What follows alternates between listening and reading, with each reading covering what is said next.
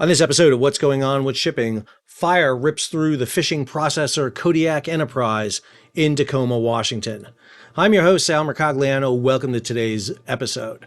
So, fire broke out this weekend on board the Kodiak Enterprise, and subsequently, it looks like the vessel is going to be a total loss. A great response by the Tacoma Fire Department to initially attack that fire, but the fire will eventually get away from the fire department, and we're going to look at the stages of that fire, a little background on the vessel, what type of vessel this is, and why this is significant, especially for the people in and around Tacoma. If you're new to the channel, hey, take a moment, subscribe to the channel, hit the bell, so you'll be alerted about new videos as they come out. All right, let's go ahead and take a look at this situation. So let's take a look at the latest news is out. This comes from KIRO 7 in Seattle and Tacoma. The shelter in place, which initially had been ordered because the ship had Freon gas on board, and there was a fear that the Freon gas would be leaked, and therefore there was a shelter-in-place order issued earlier today. That has been lifted, and now what they're reporting is the smoke from the fire was so intense it could be smelled from large distances away. At 9:45 p.m. on Sunday, Federal Way Mayor Jim Farrell tweeted that residents should avoid being outside from too long. On Monday morning, smoke from the fire continued but had visibly lessened. Though the shelter-in-place order was lifted, Tacoma Fire said it could be reinstated if conditions continue. Now, this fire started on Saturday morning, and any fire that takes place on board a vessel requires a coordinated effort to be able to fight it. It's not just one element that does that. And so the U.S. Coast Guard created what's called a unified command. And that unified command would take all the different parties together and link them together. So here, the Tacoma Fire Department, the Coast Guard, the EPA, the Environmental Protection Agency, the Washington Department of Ecology, and other agencies are continuing their response to the fishing vessel Kodiak Enterprise. This started Saturday morning at Trident Seafoods in the Hylobos, I think I said that right, waterway in Tacoma. The fire had progressed through the ship and last reported approximately 100 feet from the vessel's Freon tanks. So the ship has 55,000 gallons of diesel. Now, first off, diesel does not explode, it burns. So you don't have to worry about a huge explosion from diesel. It's down deep in the bottom of the ship in tanks, cooled by the water from the outside. What you would most get is a fire burning on it. But the 19,000 pounds of Freon is an issue. Freon under pressure is the problem, and these tanks are designed that when they are overpressurized, which happens when they heat, they vent the Freon. And you really don't want to be in a Freon cloud. It's not conducive for that. And so one of the things that probably happened on this vessel, and we'll talk about it as we progress, is that there was a danger of that Freon gas escaping, and it's one of the reasons why they probably shifted their method of attack, the Tacoma fire, which we'll talk about. It goes on here to talk about as a precautionary measure, the EPA have been conducting air monitoring to assess air quality in the area, and to ensure public health, the City of Tacoma Fire Department issued a temporary shelter in place order. The Coast Guard captain of the port, who's the federal on-scene coordinator, Captain Young Mi Moon, said the safety of the public and the responders is our top priority. The Unified Command is working closely to leverage each agency's capabilities to respond to the incident as effectively as possible and keep the public safe. All right, that's the latest update. Let's look at what this ship entails. This is the vessel in question. All of this is starbound. Kodiak Enterprise, length 276 feet. So this is a trawl catcher slash processor. So if you watch The Deadliest Catch, this is not a Deadliest Catch boat. This is a much larger vessel than the Deadliest Catch boat. This would be a vessel where Deadliest Catch would bring their food, their fish, their crabs to be processed. And so what makes these vessels so special, this is reading from the Trident Seafood is the owner of this fleet, is their capacity to process what they harvest right on the fishing grounds. That's also the reason they need to be large. Each vessel houses a processing plant below the fishing deck that employs more than 100 workers dedicated to producing the freshest frozen fish blocks and surimi, I'm not a seafood eater, available anywhere. As a testament to professionalization of the feat, 3 of the vessels have earned BRCGS certification, meeting the benchmarks of the Global Food Safety Initiative. So these vessels, very large vessels, have a large deck back aft to pull the catch on board, the trawler, or to bring the processing food on board. But then below deck is a huge work area where they can process this food. And this vessel fire started somewhere below deck. There were 3 people on board when the fire started, but those 3 people got off the vessel, and then we saw the response happen. So I'm going to show you a series of tweets from TJ.III, that's his Twitter handle, who actually captured this fire at different points through the fire. So I'm going to walk you through what you're going to see here as we go. So this is April 8th. That is Saturday at 7 a.m. Here is the fire that they have at that time. Go ahead and let this play. So you'll see a Tacoma fireboat on location. So a couple things to notice. Number one, the ship is boomed off. There is a boom around the ship. This is to catch any contaminants that go in the water. Now, I should note that I'm not exactly sure what kind of pier or wharf this is, if there's water under the pier, in which case they would have to boom all the way around. But here you see the fireboat cooling. Notice the vessel is kind of high up out of the water, meaning that it's not fully loaded and appears to have a list to port at this time. But meanwhile, you see the fireboat cooling the surface of the ship, trying to spray water in. You cannot visibly see fire at this moment. So this is the fire at 9:30 in the morning on Saturday. Notice the smoke is getting denser and heavier. The fireboat has moved off, still spraying water at this moment. You can see fire trucks are on the pier. This bit of darker smoke here is not a clear indication that they're getting water on the fire yet. Matter of fact, the smoke appears to be getting darker, which is not a good sign. That usually means that there's more fuel than air. And what you're seeing here is a large cloud of smoke emanating now from the vessel. Fire appears to be in the forward house or maybe a few decks down. We don't see visible fire at this time, which kind of gives me the indication that the fire is down below. Again, below the main deck is that processing area, basically just above the boot topping here, that red stripe right there. And you can see the fireboat is spraying 2 streams of water, one on the hull to cool it and one on the superstructure itself to help extinguish the fire. I have to wonder if there are fire crews on board at this time. One of the things you tend not to do is spray water into a fire from the outside if you have people inside. But again, this is a ship. That may be why they shifted to the forward part of the vessel if you're bringing crews on the stern of the vessel here to fight fire. This next video jumps quite a bit in time. So this is a 10-hour jump here. Now you're at 7 p.m. on Saturday, and you can see the fire is still burning. The smoke has gotten heavier. You see it billowing out from literally the bridge area at that time. The fireboat again is working the forward area of the fire.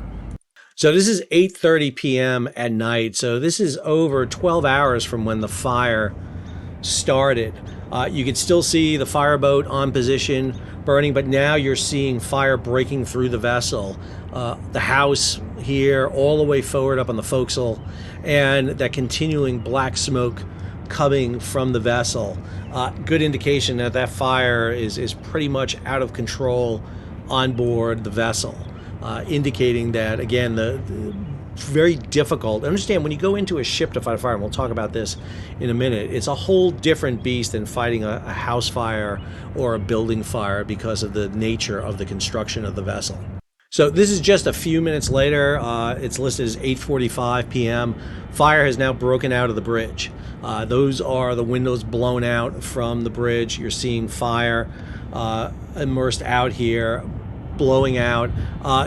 Interesting to note that the fireboat at the time has stopped spraying water at this moment. Could be just a pause here for a moment. We're not sure. Again, we're only getting pieces of the fire. This is nowhere near the full description of what is happening on board. And it's, again, my summation of looking at this. I've been a volunteer firefighter for 20 years. I was a merchant mariner, sailed ships for a living. I've fought fires on ships. So trying to put my knowledge together here to kind of see what we're seeing on these snippets of video. This is listed as 36 hours after the fire took place. You can see just the amount of smoke in the area here where the fire took place. So that local news report had some great images. I want to scroll through here with you and take a look at what is going on with this vessel. So this is obviously from Saturday, early in the fire, because again, we haven't seen the fire vent out through the bridge here. Here's the bridge. So you're looking forward on the vessel. This is the port side of the vessel. You'll see lines tying the vessel. You see some hoses here coming up onto the vessel here. Be interested if that is fire hoses coming on board. We'll take a look here in a minute. But you can see how the smoke is heavy coming out of the forward area of the vessel. That could be equipment on board. It could be down in the processing area. Again, we don't know what is causing the fire at this time. So here's an image a little further back. You see the smoke changing that color, getting darker in color. Here you see Tacoma fire trucks in position, and I did a blow up of this image. You can see they have the large diameter. This big hose here is their 5-inch large diameter hose. This is snaking back to a fire hydrant. They're pulling water up to their engines to attack. They have lines up the gangway, and you can see firefighters are on board the vessel. So they did an interior attack. The crew, the crew from Tacoma Fire Department did an attack on this vessel on the interior. This is later in the day. That is that evening when that fire blows through the bridge, and you can see it. These are not in chronological order, these pictures, just so you know. So this is, again, earlier before that fire blows out. Here you see the crew from Tacoma Fire and maybe some other fire departments. I apologize. The only one I know is Tacoma Fire is on here. You can see them on board looking like they're hashing out an attack strategy about how to go in this. So let's talk a little bit about fighting a fire on a ship that's different. Steel decks. It is one of the things you learn in a house fire is you want to get the heat out of the structure. You want to ventilate the structure. And you usually do that by cutting a hole in the roof, and heat's going to escape that way. On a ship, it doesn't work that way because of steel decks and the way you divide the vessel up. Heat tends to travel laterally through the ship until it finds an axis, then goes up and stays caught. It doesn't like to get out of the ship, which is the big problem. And so you have got to ventilate the ship. And if you don't know the ship, that's a problem. There are ventilation systems within the ship. You have ventilation that runs through the ship. Well, there are things called fire dampers. Once you reach a certain temperature, there's an element in that fire damper that will melt, pop, and it drops the damper. And it's supposed to keep the heat and the smoke from radiating. But the steel decks and steel bulkheads will heat, and they will start combusting material in it. So if you imagine a fire in a ship compartment, you're not just attacking the fire in the compartment. You have to fight the fire below it, on the four sides of it, and above it at the same time. You have to come at it from everywhere. And the best way to attack a fire on a ship is from below, is actually to come up from below it, because you're not coming up through the heat. If you come up on the same deck or below it, you're going through the chimney, basically. And knowing this ship, one of the things you would hope they would have is available to this firefighting crew is schematics of the vessel showing all the elements of this vessel. The other element you got to worry about is if you fight this fire for a long period of time, you start spraying a lot of water, you're going to start affecting stability of the vessel. You're going to sink the vessel if you're not careful. And so as a land-based fire department who don't fight shipboard fires anywhere near enough time they need, and that's not criticism of Tacoma. I just don't think they probably get their necessary training just because of everything else they have to train on. Because to be a firefighter today, you have to be trained on everything. Shipboard firefighting is very specialized, very unique. But you have to be able to attack this fire knowing where the seat of it is. The problem, they only had 3 crew members on board. Not sure if they were able to identify where the seat of the fire started, and then you have to get to the seat of the fire. But by this point, the fire is spread, and now you have multiple points involved in the fire. So basically, you've got to set up a wall and try to keep this fire forward of the superstructure and not let it get around above you or below you. And that is a tough thing to do. It is a tough fire. You need a lot of personnel because you're going to be battling in the heat. And this is not an easy fire. Just simple things like getting low is difficult because the steel decks heat up. And so you can't even get there. You got to kind of duck walk everywhere. It's just a difficult fire to fight. Here you see a really interesting thing. So here's the aerial device from Tacoma, and what you see is a water line being dropped down. So all these ladders, aerials, have water pipes on them. You see the water pipe below it. That's usually so you can spray water out of the monitor. But they also have connections so you can hook fire hoses to them so that you can relay water to them. Here you see another 5-inch hose, this big, large yellow 5-inch hose here going to the aerial. Aerials have no water or very little water on board. And so what they're doing is pumping water to fight fire up on the bow, probably to a manifold, and then they're hooking hoses into this 3- or 5-way manifold to be able to fight the fire up there. I think I got a better picture of it here coming up. So here's the image from the fireboat. Looking in here, you can see it really starting to get bad with the fire, seeing some blackened areas here coming off. Just a lot of fire now coming off that vessel. Again, here you see it. Here's the firefighting crew on board. Here's that aerial. They haven't put the hose in here. They're using the aerial to attack and cool the structure. Look at the steam coming off the side of the vessel here. That's a really bad indication of how hot that fire is below deck. And understand, firefighting gear is not fireproof, but you still get hot. And you're going to reach a point where you can't take it. And if you can't get in there to get to the fire, you got to back out. And again, there's nobody on this vessel. The 3 people got off, and there's a principle, you know, the Phoenix firefighting principle, where you risk a lot to save a lot, you risk a little to save a little. And by risk, we're talking about human lives. This is a ship. This is replaceable. And you're not going to risk human lives to save a ship. Here's a good image of the aerial right here. They've shifted here. You can see right here. That may be heat. It's hard to tell. Or where the monitor was hitting right there. But here you're running that hose down. Looks like some other hoses are being run up to the ship. So that means firefighting crews are up here. But notice the list. Notice the fact this ship is listing to the right, to the port side. That's a bad indication because probably no power on the ship at this time. You're not running pumps. You could have a ship roll over at the pier too. And that is a worst case scenario happening. Here's one of the fireboats coming into the scene. Here's those Tacoma fireboats fighting alongside fireboats. I can't say enough about fireboats. This is a fairly small fireboat, I will tell you. One of the things you want fireboats to do is not just spray water on the fire, but to pump water to the apparatus ashore or to lines on the dock. This boat is fairly small. I believe Tacoma and Seattle have a bigger fireboat, but it's just not on location here yet at this time. And here you see, here's Coast Guard personnel here. This must have been fairly early in the fire. Here's that large diameter hose being laid out. You can see the empty hose bins right here. This is where they laid that hose in from. You can see the aerial up, and you can barely see right here that hose going down to the ship there. And then here you see the fire break out at this time. Now it's fully getting air, and that means that fire is raging out of control below deck. That is a serious problem. Some more images of them cooling the hull there. Man, you could just see that, man. And again, that's the heat coming off the deck right there. Being inside that ship, oh, it's an oven on board that vessel. All right, let's take a look at some other information about the ship. So here's the vessel itself, Kodiak Enterprise. It's not in the Seattle, it's down here in Tacoma. So let's go ahead, head down here into the area around Tacoma. So this is the area it's located in. Here's it at its berth. Again, this is a Google Earth image, so don't take those images for ships. Actually there, this is where Kodiak Enterprise is. Let's see what other ships are in the area right here. So here's the Coast Guard cutter Osprey, maintaining position off there.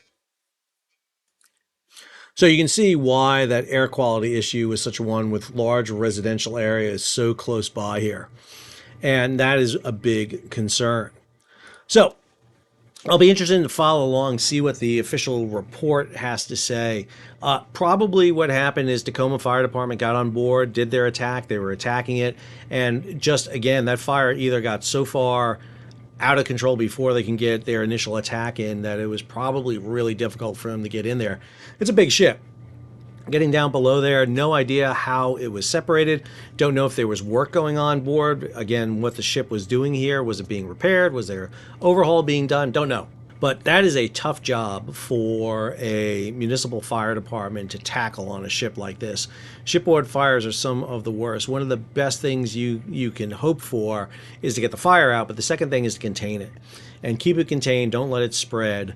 and prevent it from being an environmental damage. And that looks like what Tacoma Fire Department has been able to do. I'll be really interested to hear what Tacoma says. Hopefully they'll do a press release or a press conference afterwards and talk about it. If not, I am sure there'll be an NTSB report or a Coast Guard report on the incident. So I hope I shed a little light on what's happening on board Kodiak Enterprise at this time. If you have more information about this, hey, leave the comments down below. Contact me. I'm happy to go. By all means, I know what I probably got is not 100% accurate or perfect because this is an early view of what is happening as it evolves. But I wanted to cover it in a little more detail than the news probably is covering it. So if you're new to the channel, take a moment, subscribe to the channel, hit the bell so you'll be alerted about new videos as they come out. Leave a comment, share it across social media, give it a thumbs up, and if you can, support the page. How do you do that? Hit that super thanks button down below. It will allow you to contribute to the page, or head over to Patreon and become a patron of the page. Till our next episode, this is Sal signing off.